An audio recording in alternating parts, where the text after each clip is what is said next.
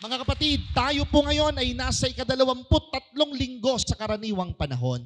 At ang ating mga pagbasa ay tumutukoy sa karunungan ng Diyos. Sabihin nga natin, karunungan ng Diyos. Medyo lakas natin. Karunungan ng Diyos. Very good. Karunungan ng Diyos o wisdom of God. Ito po ang topic ng ating mga pagbasa. Siguro po magandang pagnilayan natin sa gabing ito. Ano ba yung mga paalala na mapupulot natin sa ating mga pagbasa? 3 punto. Una, ang katotohanan na kailangan nating pagtiwalaan ang karunungan ng Diyos. Amen? Amen? The first point is, trust the wisdom of God. Sabihin nga natin, trust the wisdom of God. Totoo yun. Anong sabi ng ating unang pagbasa? Sino ang makaaarok ng karunungan ng Diyos? Sino ang makaaabot ng karunungan ng Diyos? Kung paanong mataas ang langit sa lupa, ang karunungan ng Diyos ay higit na mataas kumpara sa karunungan ng tao. Mga kapatid, minsan po, hindi talaga natin maiintindihan ang karunungan ng Diyos. Amen? Amen? Minsan magtatanong tayo, bakit nangyayari ito? Bakit namatayan ako? Bakit nagkasakit ang nanay ko? Bakit hindi ako makapasa sa board exam? Minsan marami tayong tanong. Minsan, hindi natin mauunawaan ang karunungan ng Diyos. Pero hindi po ibig sabihin, magduda kayo. Hindi. Hindi po porket hindi natin maintindihan, hindi na tayo maniniwala sa plano ng Diyos. Hindi. The invitation is to always trust the wisdom of God. May plano po ang Diyos. Minsan, hindi lang po natin agad-agad nauunawaan. Minsan, hindi lang po agad-agad ibinibigay at ipinapaliwanag.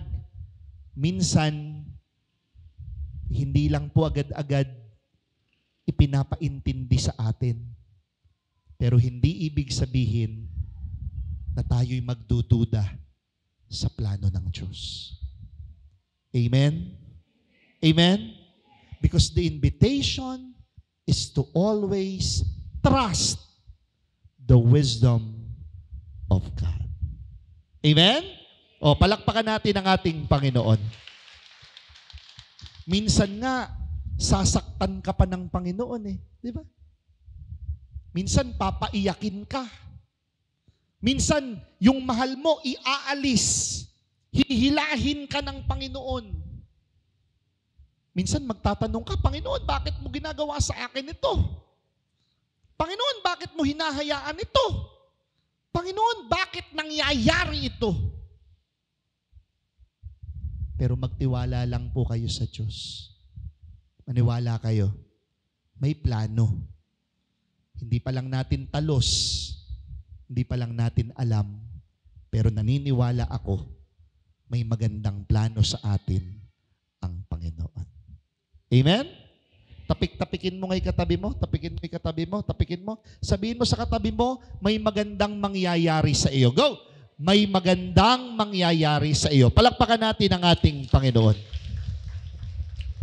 Naalala ko yung kanta, di ba? Yung lagi nating kinakanta. Jeff, di ba malagi natin kinakanta yun? Mayroong, sige nga, sabay-sabay tayo. Mayroong magandang mangyayari sa'yo. Ba't parang sintonado yung inyo? ba't parang nung sumabay kayo, parang nagulo? Ano? Ulit. Mayroong magandang yayari. Turo mo yung katabi. Sa'yo kung lalapit ka kay Jesus, mayroong magandang mangyayari sa'yo kung lalapit kay. Amen? O, palakpakan natin ang ating Panginoon. Ikalawa, hindi lang po trust the wisdom. The second is carry the cross with Christ. Sabihin natin, carry the cross with Christ. Hindi po kasi ipinangako ng Panginoon na pag sumunod ka sa Kanya, wala ka nang magiging problema. Amen? Hindi po ipinangako ng Panginoon na pag lagi kang nagsisimba, hindi ka na magkakaroon ng mga pagsubok sa buhay. Amen? Hindi po ipinangako ng Panginoon na kapag ka lagi kang nagdadasal, hindi ka na magkakasakit, hindi ka na mamamatayan. Wala nang krus sa buhay. Walang ganon. Because whenever we talk about Jesus, it cannot be separated from the cross. Laging may krus sa pagsunod sa Panginoon. Amen? Tingnan po ninyo, minsan, noon, wala naman kayong problema. Pero noong nagsisimba na kayo, nachichismis na kayo. Di ba?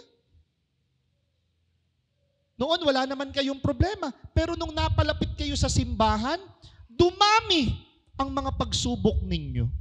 Amen? Mga kapatid, ganun talaga. Because whenever we talk about Jesus, it cannot be separated from the cross. Tingnan niyo po ang ating patron, ang Senyor Santo Cristo. Hindi naman po pwedeng wala yung krus. Hindi. Hindi po pwedeng wala yung sakit. Hindi. Whenever you talk about Jesus, you talk about the cross. Amen? Ganun din sa buhay. Kapag kayo'y lumalapit sa Panginoon, meron talagang krus. Ang kagandahan lang, ito, dalawa kayo ni Jesus na nagbubuhat ng krus. In some parts of the gospel, you will hear, "Come to me, all you who are weary and tired. My yoke is easy, my burden is light." Halikayo, halikayo.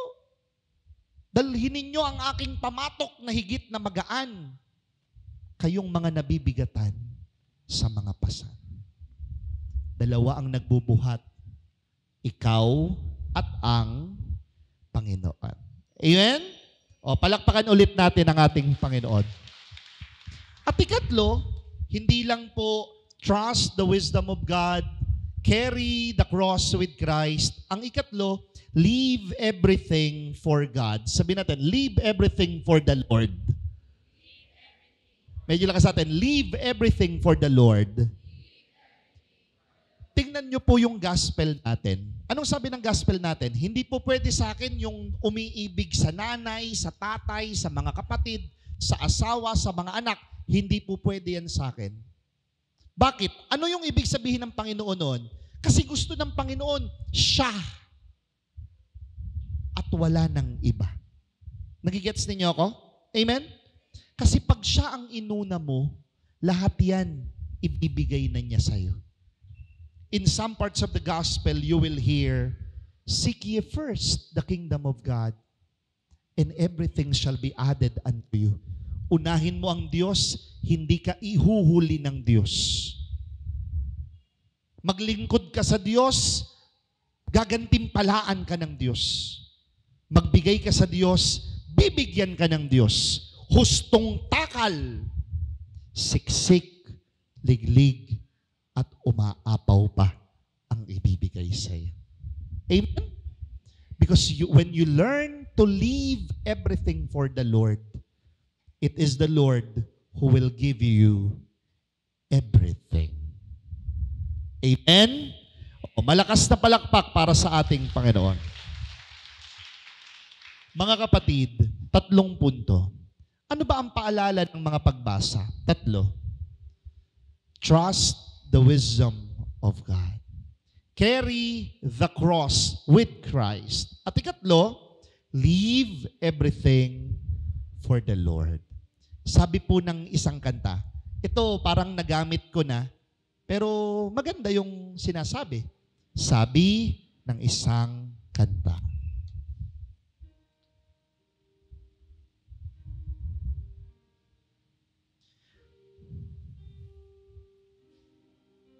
Pag alam ninyo, sabayan ninyo. Wise men say, only fools rush in, but I can help falling in love with you. Ito yung sasabihin natin kay Lord. Take my hand. Take my whole life too. For I can't help falling in love with you. Mga kapatid, ibigay natin sa Panginoon lahat. Magtiwala kayo sa Panginoon, makikita nyo, maaayos ang buhay ninyo. When you trust the plan of God, when you trust the wisdom of God, He will never let you down. Hindi niya hahayaang mapahama kayo. Basta sumunod ka. Di ba may kasabihan tayo? Pag sa Diyos ka nagtiwala, siya ang bahala. Amen? Malakas na palakpak sa ating Panginoon.